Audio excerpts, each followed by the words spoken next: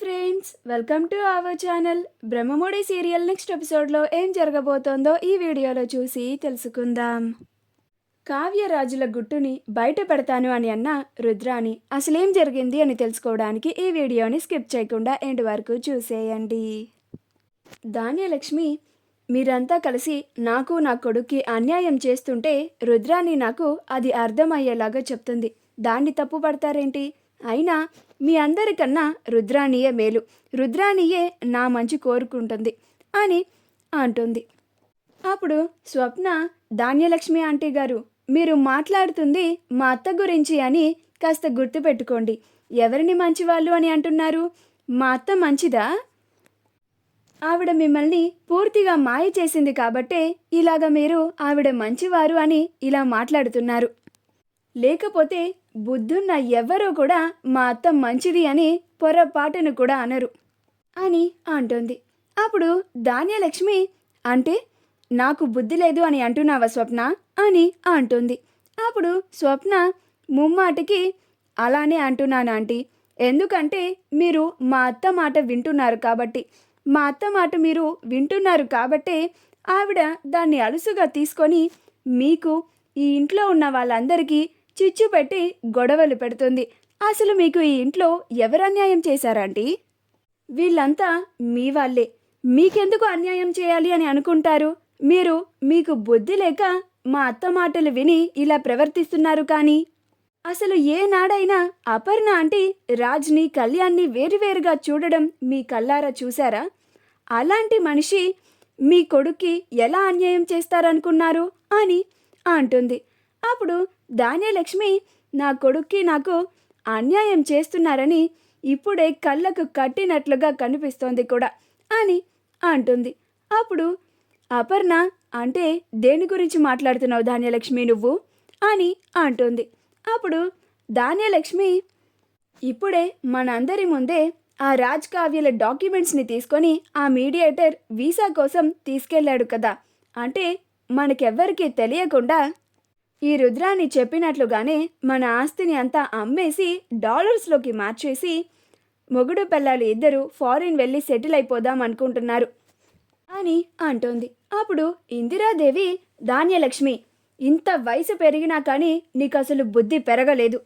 ఇప్పటికీ కూడా ఎవరి మాట వినాలో, ఎవరి మాటలు వినకూడదో, ఎవరు వచ్చి మనల్ని రెచ్చగొట్టినా కానీ రెచ్చిపోకూడదు అని ఇంత వయసు వచ్చినా కానీ నీకు అస్సలు తెలియడమే లేదు అని అంటుంది. అప్పుడు ధాన్యలక్ష్మి, అంటే మీ ఉద్దేశం ఏంటి అత్తయ్య గారు? నేను రుద్రాని వచ్చి నాకు చెప్పుడు మాటలు చెప్తే తన మాటలు వినేసి తను నన్ను రెచ్చగొడితే నేను ఇలా రెచ్చిపోయి మీ అందరి ముందు ఇలా మాట్లాడుతున్నాను అని అనుకుంటున్నారా అని అంటుంది. అప్పుడు స్వప్న, అనుకోవడమేంటి, మీరు చేసేది అదే కదా ఆంటీ అని అంటుంది. అప్పుడు అపర్ణ, వయసులో చిన్నవాడైన కళ్యాణ్కి మేమందరం అంటే ఏంటో బాగా అర్థం చేసుకున్నాడు. కానీ నువ్వు మాత్రం ఎందుకని ధాన్యలక్ష్మి ఇలా మమ్మల్ని అపార్థం చేసుకొని ఇలా రోజు గొడవలు పడుతున్నావు అని అంటుంది. అప్పుడు ధాన్యలక్ష్మి, నా కొడుకు ఒట్టి అమాయకుడు కాబట్టే ఇంకా పెదనాన్న, పెద్దమ్మ, అన్న, వదిన అనుకుంటూ మీ వెనకాలే తిరుగుతున్నాడు. కానీ మీరు వాడి వెనకాల గోతులు తీస్తున్న సంగతి వాడికి తెలియదు కదా పాపం. వాడి వాటాని కూడా మీరు లాగేసుకొని వాడిని అలానే జీవితాంతం కష్టాలు పడేలాగా చేయాలి అని అనుకుంటున్నారని పాపం వాడికేం తెలుసు? వాడి ఆస్తిని కూడా మీరు నొక్కేసి మీరు జీవితాంతం బాగా దర్జాగా బతకాలి, వాడి ఆస్తిని కూడా అనుభవించాలి అని అనుకుంటున్నారని వాడికేం తెలుసు అని అంటుంది. అప్పుడు ఇందిరాదేవి, అసలు అది నోరేనా ధాన్యలక్ష్మి? అలాంటి మాటలు నీ నోటి నుండి ఎలా వస్తున్నాయి? అనడానికి నీకు లేకపోయినా వినడానికి మా మనసుకి చాలా కష్టంగా ఉంది. అలా ఎలా మమ్మల్ని అన్ని మాటలు అనగలుగుతున్నావు? ఈ రుద్రాన్ని నీ మైండ్ని బాగా పూర్తిగా కలుషితం చేసేసింది అని మాకిప్పుడు పూర్తిగా అర్థమవుతోంది అని అంటుంది. అప్పుడు స్వప్న, నేనందుకే ఏనాడో చెప్పానమ్మమ్మ, మా అత్తని, నా భర్తని ఇద్దరిని ఇంట్లో నుంచి గెంటేయమని, అప్పుడు ఈ ఇంటికి మంచి రోజులు వస్తాయని. కానీ నా మాట ఎవ్వరూ పట్టించుకోవడమే లేదు అని అంటుంది. అప్పుడు అపర్ణ, ఏం రుద్రాణి, నీ కోడలేమంటుందో వింటున్నావా? గెంటేయమంటావా నిన్ను అని అంటుంది. అప్పుడు రుద్రాణి, శబాష్, చాలా బాగా టాపిక్ని డైవర్ట్ చేసేశారు. మేము ఇలాగా రాజ్ వాళ్ళు మమ్మల్ని మోసం చేసి ఫారిన్ వెళ్ళిపోతున్నారని గొడవ చేస్తున్నామని టాపిక్ని నా మీదకు డైవర్ట్ చేసి నన్ను బయటికి గెంటేస్తానంటారా? నేను చూస్తూ అస్సలు ఊరుకోను. నాకు, నా కొడుక్కి, కళ్యాణ్కి అన్యాయం అస్సలు జరగనివ్వను. మీరందరూ ఇలా పైకి చాలా మంచిగా నటిస్తూ రాజ్ కావ్యలకి సపోర్ట్ చేసి ముందు వాళ్ళని ఫారిన్ పంపించేస్తున్నారు. నాకు ఇప్పుడు బాగా అర్థమైంది. వాళ్ళిద్దరూ అక్కడికి వెళ్ళిపోయిన తర్వాత అంతా ఓకే అన్న తర్వాత మిమ్మల్ని కూడా ఫారిన్ తీసుకెళ్ళిపోతారు.